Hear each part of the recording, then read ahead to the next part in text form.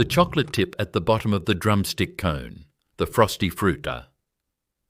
Wrapper you had to fight with your teeth to open on a summer afternoon. The polar bear logo on the glass-fronted freezer in the corner shop, the wooden spoon stuck to the lid of the Dixie cup. 73 million drumsticks eaten in Australia every year. Every Australian over 30 grew up with these things. The founder was a bankrupt American bicycle salesman who once manufactured a hemorrhoid cream called Peter's Pile Cure. He died in 1937, leaving 8 factories, 1,000 workers, and an obituary that called his business the largest ice cream empire in the British Empire. The Brisbane factory that invented the drumstick tip is a $1.2 billion apartment development called West Village. Peter's Ice Cream is owned by a company headquartered in a village of 1,000 people in North Yorkshire. Before we go any further, hit like and subscribe. Every subscriber keeps these stories alive. Chapter 1. The American Bankruptcy. Here's the part of the Fred Peters story nobody tells. Before he was the founder of the largest ice cream empire, before the 8 factories and the 1,000 workers, he was broke. Properly broke. New South Wales Bankruptcy Index, file number 15,833, sequestration the 6th of November 1903. Place of residence Lawson, occupation manufacturer's agent.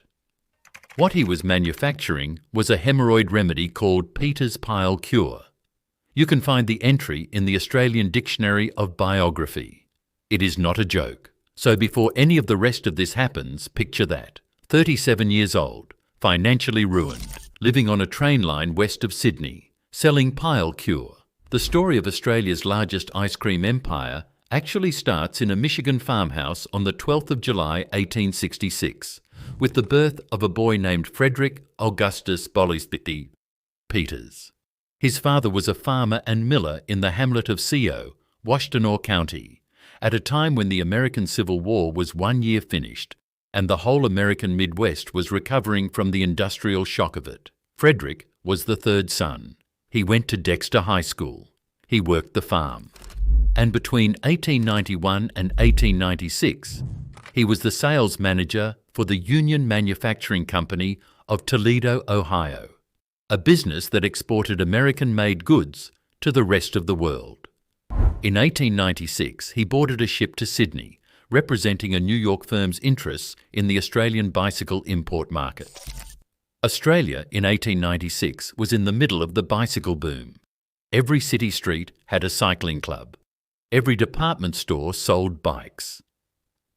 Fred Peters thought he had found his opportunity. On the 14th of September 1897, at the Australia Hotel in Sydney, Fred Peters married Daisy Edith Eliza Stevens, a Canadian nurse from Halifax, Nova Scotia. They had 2 daughters. Over the next 40 years, he would marry 3 more times, the last of them his secretary Theodora Pitcairnley, 6 months before his death. 4 wives. A man with a complicated personal life, even by the standards of his era. The bicycle business failed. He tried other things. The Pile Cure failed. The bankruptcy came down. And then, and this is the part that doesn't make sense unless you understand him, he didn't go home. He didn't go back to Michigan. He stayed. He watched what Australians were eating in 1906 and realised something. There was a product, common in the United States, that was virtually unobtainable in Australia. A product that a country with long hot summers, abundant dairy and a corner shop culture should have been swimming in. A product that nobody in Australia was manufacturing at scale. Ice cream. In August 1907, Fred Peters leased 2 small rooms in a Paddington ice factory, bought 2 small freezers, hired 1 man and decided he was going to sell Australia something it had never tasted before. Chapter 2. The Health Food of a Nation. On the 27th of August 1907, Peters' American Delicacy Co Limited was incorporated with £2,000 of capital, 2 rooms, 2 freezers, 1 employee, 1 bankrupt American who had never manufactured a pint of ice cream in his life. The Australian Dictionary of Biography entry on Frederick Peters records every detail. The first product was sold from a horse and cart in Manly, Sydney. Family-sized ice cream bricks, solid rectangular blocks wrapped in paper, which Fred Peters claimed were made to his mother's recipe. Whether his mother back in Michigan actually had an ice cream recipe is not documented. What is documented is that the bricks sold, and then they sold faster, and then the factory moved. By 1911, Peters had opened a new facility at Redfern. By 1920, the £2,000 of starting capital had been raised to $50,000, and the company was reconstructed with nominal capital of £250,000, more than 100 times what Fred Peters had started with 13 years earlier. And in 1923, in a brand new Redfern works, Fred Peters unveiled the slogan that would define the Peters brand for the next 50 years. The health food of a nation. Sit with that phrase for a second. Ice cream, sweet, fatty, sugary, calorie-dense ice cream marketed as a health food in the 1920s. And Australians bought it. They believed it. They fed it to their children as a nutritious product. Because Fred Peters understood marketing in a way that very few Australian manufacturers of his era did. By 1927, Peters had merged with the Brisbane firm Arctic Ice Creams to form Peters's American Delicacy Co, opening operations across Queensland. The Newcastle branch opened the same year. That same year, Peters's American Delicacy Co of Victoria opened a factory in Myers Place, central Melbourne. The share prospectus for the Victorian flotation was so heavily subscribed that the Australian Dictionary of Biography notes applications exceeded the available shares by a factor of almost 15 to 1. But the innovation that actually built the empire wasn't the slogan. It was the cabinet. Peters introduced the refrigerated cabinet to Australia. Small, glass-fronted, branded with the Peters name and colour scheme, red and cream in New South Wales and Queensland, green and cream in Victoria and Western Australia. Peters rented these cabinets out to every milk bar, every corner shop, every general store, every railway kiosk in the country. The shop owner paid no upfront cost. Peters owned the infrastructure, and every Peters cabinet could only stock Peters products. The man had built a distribution monopoly inside the Australian retail network, before refrigeration was standard, before supermarkets existed, before anyone else in the country understood what he was doing. By 1928, Fred Peters was building the biggest ice cream factory in the Southern Hemisphere, and he was building it in a working-class Brisbane suburb called West End, on the corner of Boundary Street and Mollison Street. The architect was Eric Bowden. The builders were Richard Weldridge and Copeman of Sydney. They called it the Garden Factory. Chapter 3. The Garden Factory. By 1937, when Fred Peters died, his company had 8 factories across 5 states, employed approximately 1,000 people, and controlled assets of roughly £1 million. The Sydney Morning Herald obituary called it the largest ice cream business in the British Empire. That wasn't Australian newspaper hyperbole. It was a documented commercial reality.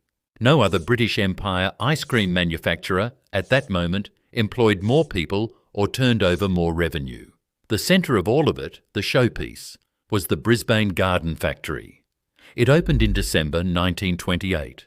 It cost £100,000, a colossal sum, equivalent to roughly 15 million Australian dollars today. Reinforced concrete frame, brick infill panels painted cream, truncated corner bays at each end facing Mollison Street. Rooftop ice tanks for in-house ice production.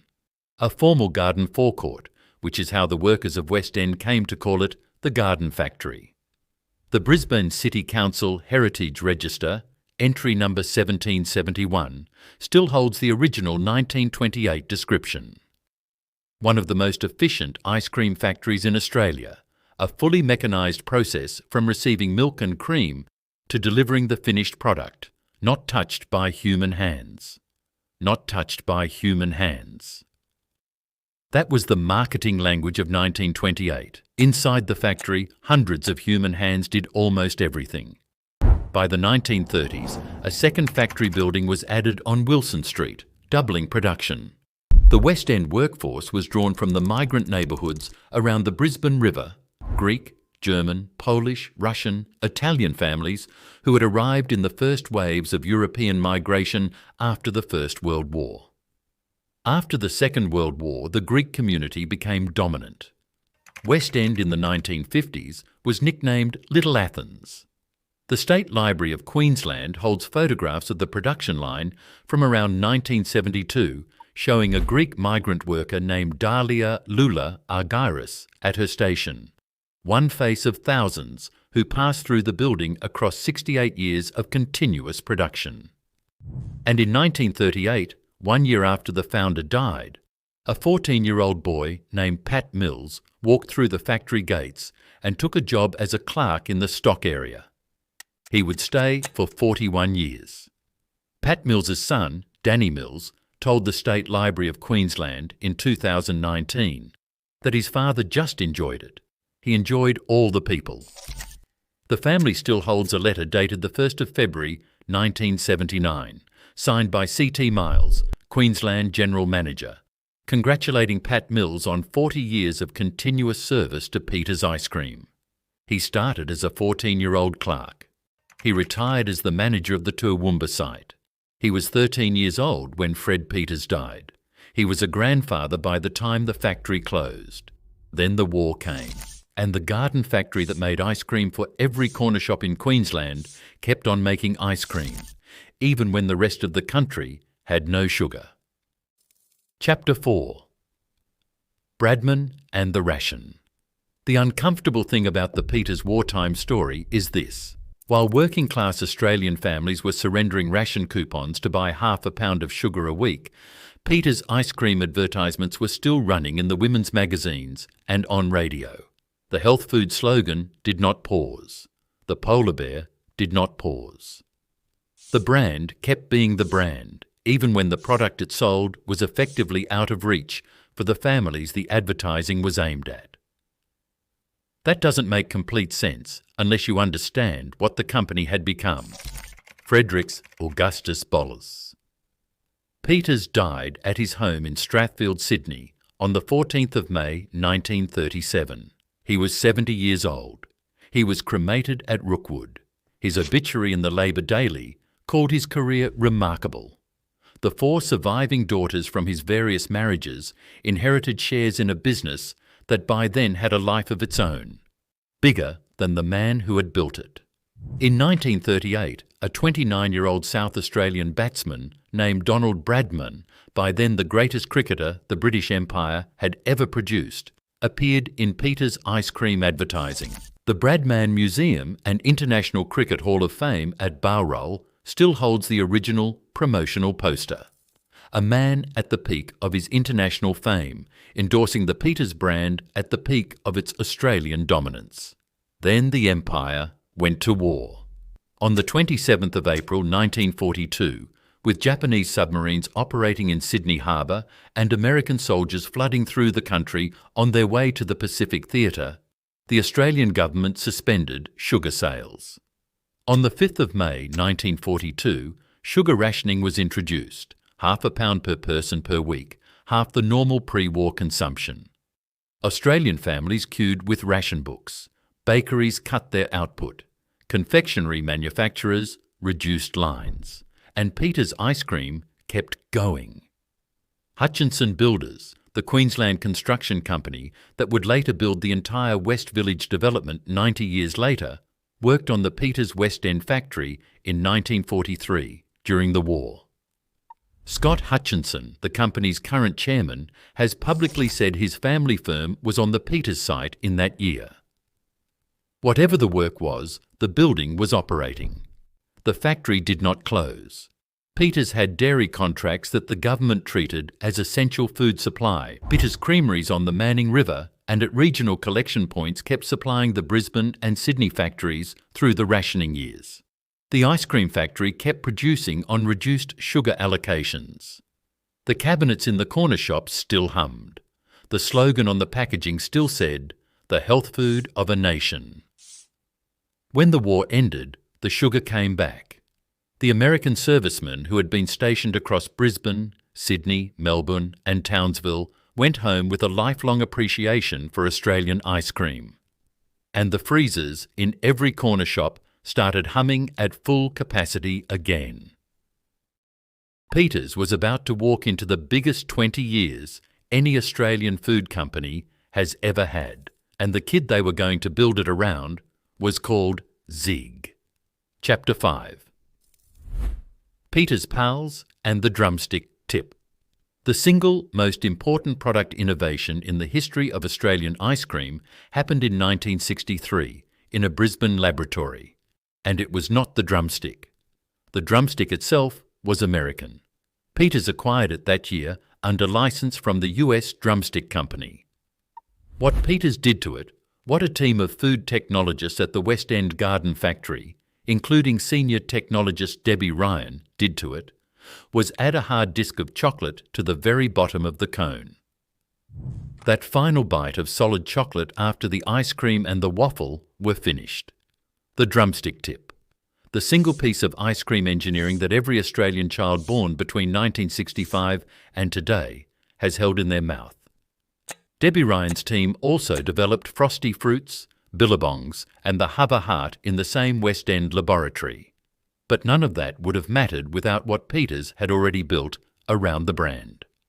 In 1947, Peters launched a children's radio program called Peters' Pals, broadcast between 5 and 6 in the afternoon across 4 Australian cities. At its peak, the Peters' Pals Club claimed 250,000 members, children who had mailed in proof of purchase from their Peters products to receive a membership card, a secret code and a monthly newsletter. A young broadcaster named Bert Newton, who would become one of the defining Australian television personalities of the 20th century, started his career on Peters' Pals. In 1955, Peters donated £25,000 to found the inaugural Moomba Festival in Melbourne, the biggest single corporate sponsorship in Australian cultural history at that date. On the 10th of November 1956, Peters launched Peters Fun Fair on HSV 7 Melbourne, Australia's first televised children's program, starring the clown duo Zig and Zag, played by Jack Perry and Doug McKenzie. For 13 years, the tricycle advertising prop and the Peters polar bear were on Australian television screens every weekday afternoon. While the Brisbane factory was inventing the national palate, in 1961, Peters acquired 35 hectares in Mulgrave, Melbourne. On the 12th of May 1964, the Petersville factory at 254 Wellington Road, Mulgrave, was officially opened by Sir Rohan Delacombe, Governor of Victoria. The architect was D. Graham Lumsden. The building featured a distinctive H-plan with a waveform roof and a decorative full-length screen across the administration frontage. It is currently recommended for inclusion on the Victorian State Heritage Register. By 1971, Petersville Australia Limited, the Victorian holding company for the Peters Group, employed more than 5,000 people nationally. It was one of the largest food companies in the country. There's a darker fact about the most beloved children's television show Peters ever sponsored. Jack Perry, the man who played Zig for 13 years on Peters Fun Fair, was convicted at Heidelberg Magistrates Court in 1994 on 7 counts of indecent assault against his granddaughter between 1979 and 1981. When the conviction became public in March 1999, the Moomba Festival stripped Zig and Zag of their monarch crown, and the Moomba monarch tradition was abolished until 2010. By the late 1970s, Peters looked untouchable, and then a Latvian refugee accountant in Adelaide decided to buy the whole thing. Chapter 6. The Edgell Empire. To understand what Peters had become by the late 1970s, you need to understand the man who built the Victorian operation. Emil Christensen was a young organic chemist who joined Peters in 1929, 8 years before Fred Peters died. From 1931 to 1970, he headed the Victorian arm of the business. He started with fewer than 100 employees. He retired with a company that employed more than 5,000. Christensen's strategy was acquisition. Between 1960 and 1963 alone, Petersville bought 10 Australian food companies. 4 and 20. Pies, the pie brand that would become synonymous with Australian rules football crowds. Edgell, the canned vegetables company, still a pantry staple in almost every Australian kitchen. Birdseye, the frozen peas and fish fingers business. Herbert Adams Bakeries, Nana's frozen apple pies, Pura Milk. Bodalla Cheese. In 3 years, Peters went from an ice cream company with related dairy lines to a diversified food conglomerate, controlling a substantial share of Australian freezer and pantry inventory. In the 1970s, Petersville merged with H.C. Sleigh Lutted, the Australian shipping and petroleum family company best known for the Golden Fleece service station brand. The new entity was called Petersville Sleigh Lutted, and it extended into shipping, timber milling, wood chips, mining services and earth-moving equipment distribution. The ice cream company that Fred Peters had founded in 2 rented rooms in Paddington now controlled parts of the Australian industrial economy that had nothing to do with ice cream. By the early 1980s, a Petersville Slight shopping basket was embedded in almost every Australian household. The Peters cabinet in the corner shop, the 4 and 20 pie at the footy, the Edgell corn kernels in the pantry, the Birdseye peas in the freezer, the Herbert Adams pastry on Sunday, the Pura Milk in the fridge, the Bodalla cheese on the cheese board, the Golden Fleece station on the highway. Peters was not just an ice cream brand anymore. Peters was Australian food.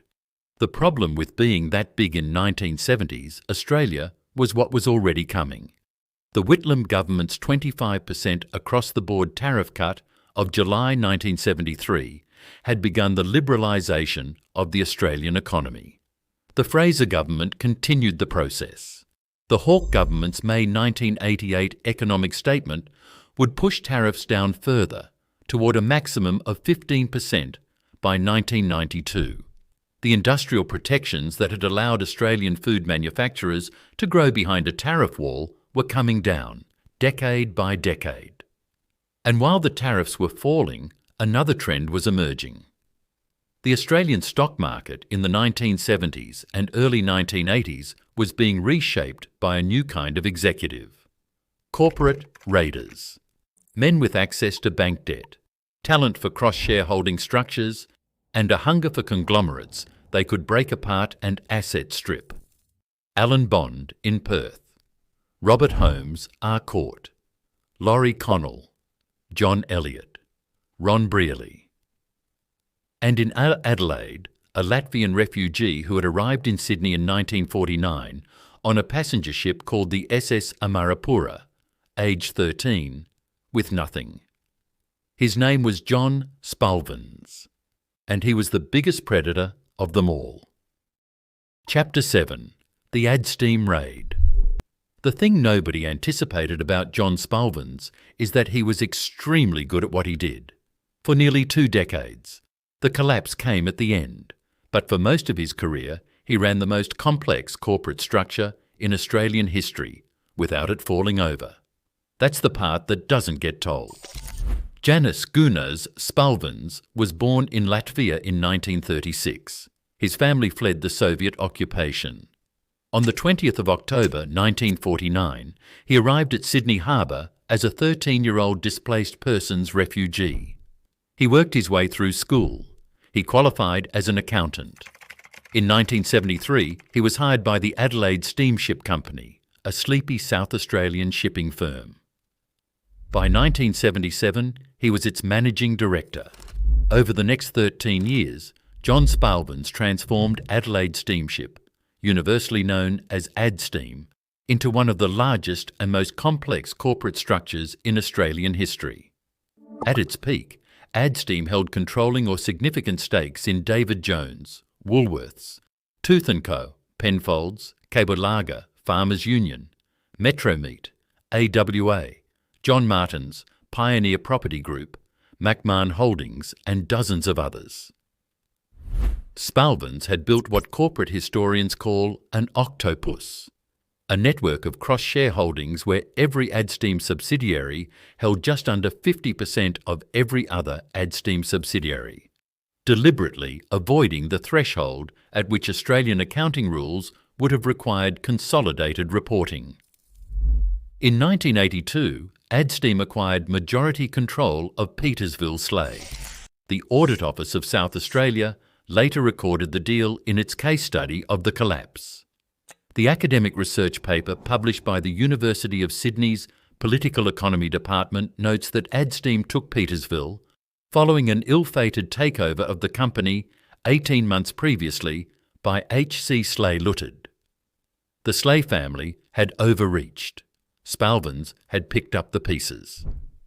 Once Adsteam controlled Petersville, the strategy was consistent. Treat the food division as a cash cow.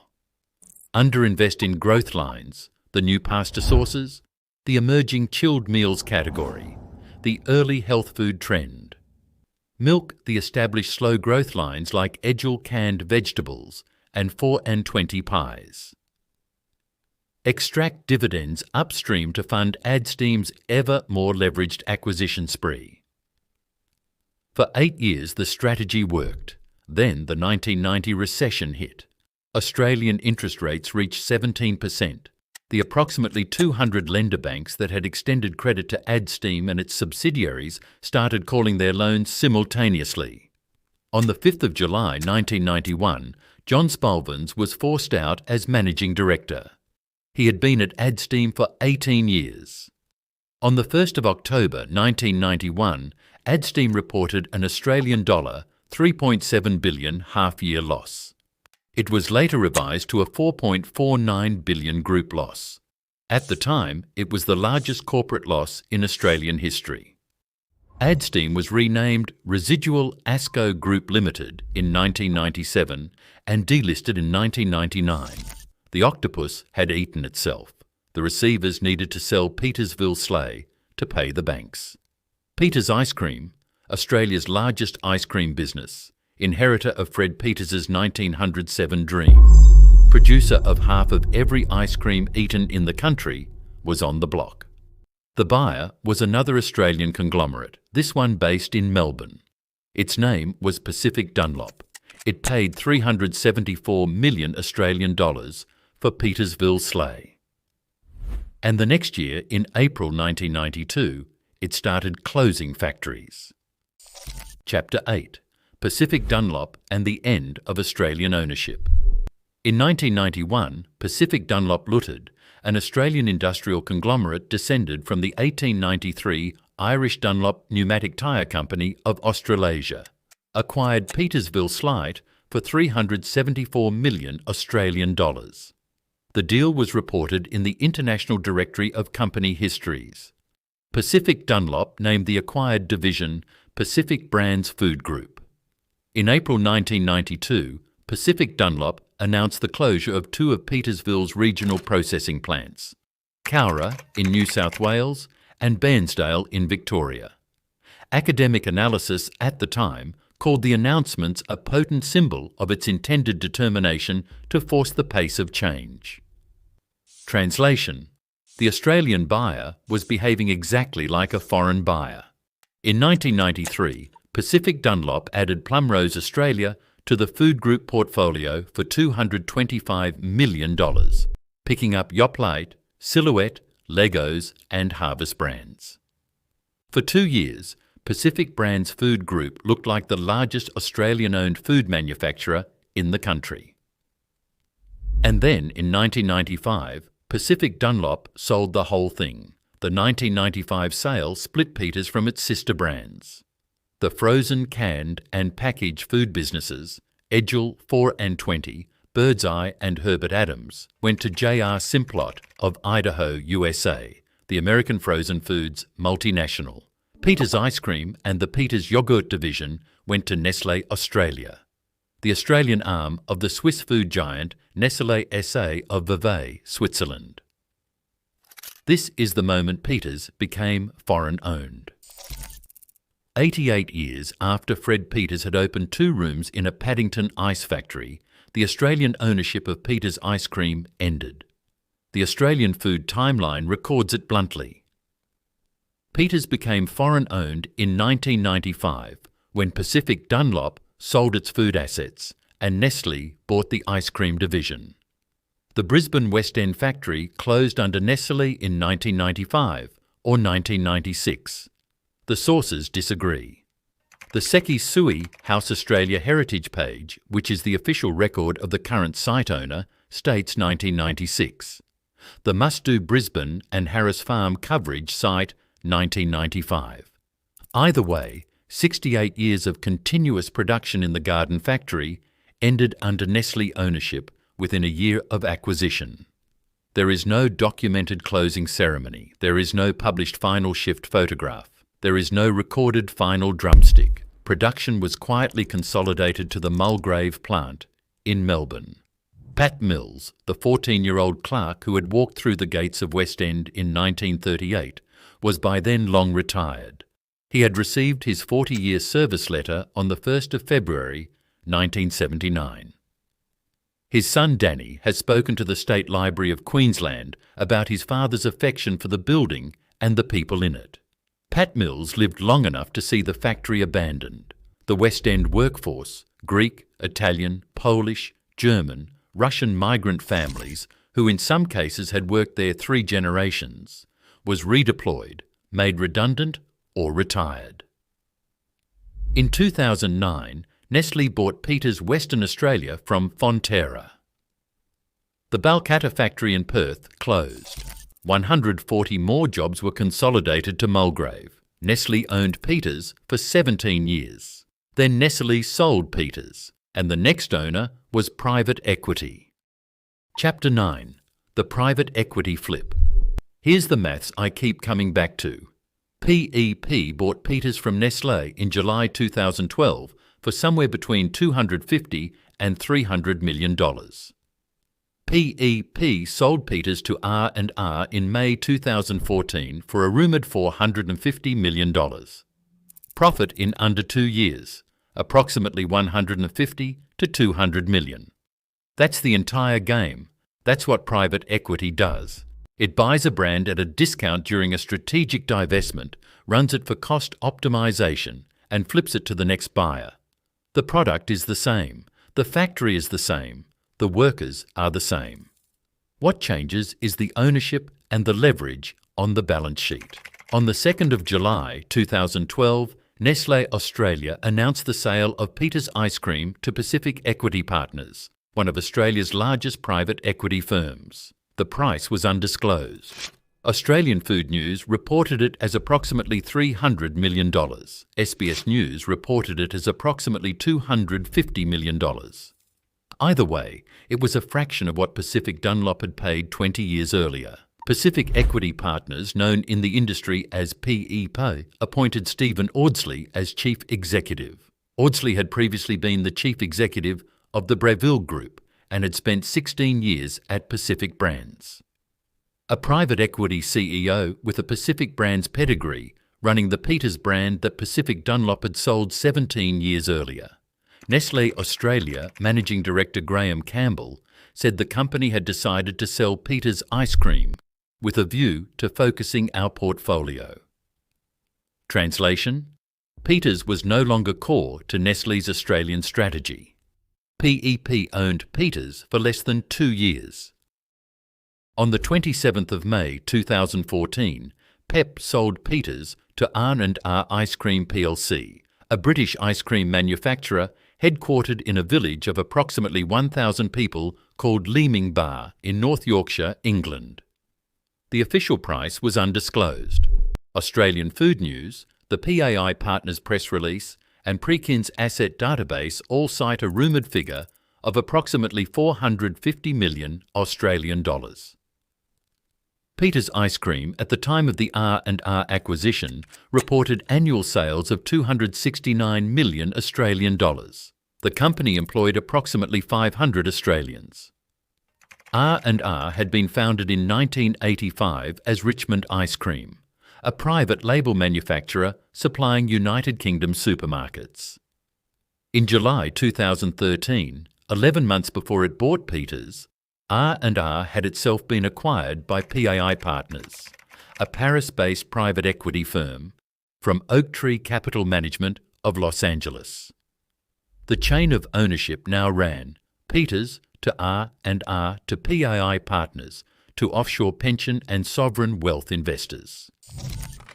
In April 2016, Nestlé and PAI Partners announced the formation of a joint venture called Froneri, combining Nestlé's European ice cream operations with R&R's global platform. The transaction completed in September 2016.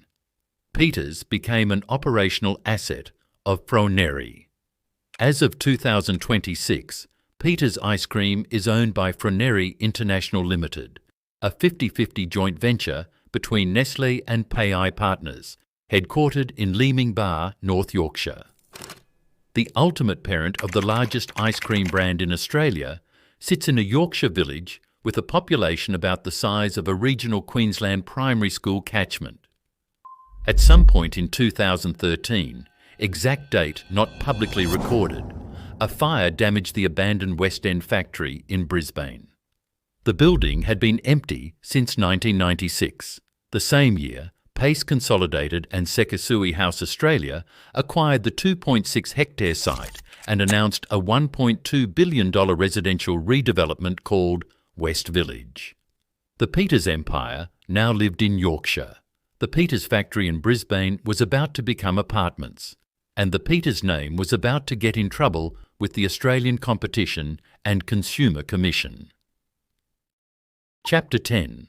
The $12 million fine. Between the 21st of November 2014 and December 2019, a 5-year period spanning the R&R ownership and the Froneri joint venture era, Peters Ice Cream engaged in conduct that the Federal Court of Australia would later describe as anti-competitive exclusive dealing in breach of Section 47 of the Competition and Consumer Act. The scheme was straightforward. Peters acquired distribution services from PFD Food Services Pty Ltd, a major national wholesale distributor. In exchange, PFD agreed not to distribute any single-serve ice cream product that competed with Peters in Western Australia, Tasmania, South Australia, the ACT, Darwin and regional New South Wales, Victoria and Queensland. Unless Peters gave written consent, Peters distributed its own products through its own trucks in Sydney, Melbourne and Brisbane metropolitan areas. Everywhere else, PFD was locked in. 3 smaller Australian ice cream competitors applied for PFD distribution during the exclusivity period. All 3 were rejected. Bulla, the Victorian dairy company, trying to distribute Cadbury-branded chocolate-dipped ice creams and choc tops. The Neva Company, maker of the Gelativo Gelato brand. Pure Pops, a natural ice pop manufacturer from South Australia. On the 25th of March 2022, Justice Moshinsky of the Federal Court of Australia, Victorian Registry, ordered Peters Ice Cream, by then operating as Australasian Food Group Pty Ltd, owned by Froneri, to pay a $12 million penalty. Peters admitted the contravention. The company was also ordered to implement a 3-year compliance program and to contribute to the ACCC's legal costs. The ACCC chair, Gina Cass-Gottlieb, confirmed the outcome. The foreign-owned Peters had spent 5 years using its distribution monopoly to keep 3 smaller Australian ice cream brands out of 8 Australian states, territories and regional markets. In October 2020, Peters rebranded its Eskimo Pie product, which had been sold in Australia since 1923 as Polar Pie. The rebrand followed a global reassessment of the word Eskimo after the Black Lives Matter protests of that year. Peters' country head, Emma Jane Collins, issued the statement. In October 2023, 205 Peters Mulgrave workers joined a Victorian dairy strike of 1,400 workers across Saputo, Fonterra, Lactalis and Froneri plants. The United Workers' Union called it the largest dairy strike in living memory in Australia's largest milk-producing state. Peters's offer at the time was a 5% increase in year one, followed by 4.5% in each of the next 2 years. Workers had not received a wage increase since November 2022. Dave Chapman, a Peters Mulgrave storeman, told the media, "For a long time, we have been feeling left behind, neglected, not recognised by the company." A Peters spokesperson countered that factory workers were already paid 70 to 80% above award rates.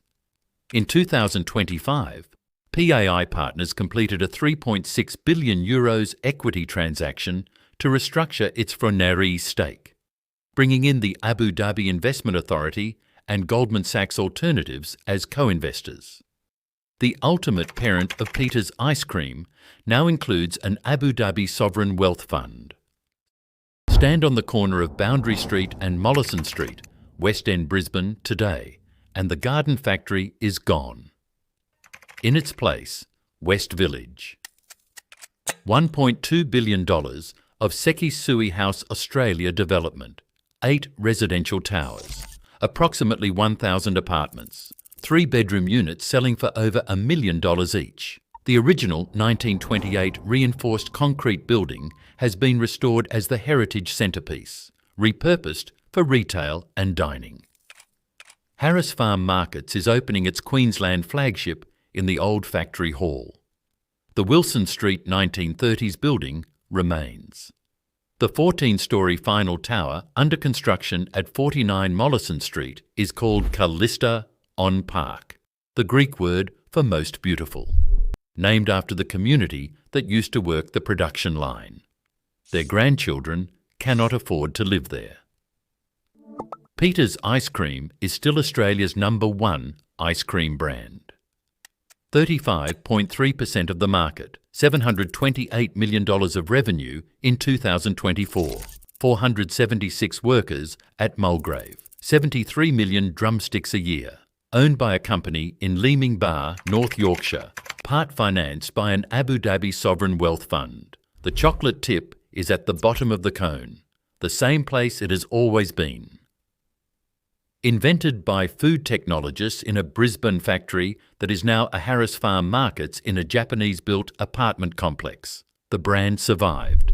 The empire did not.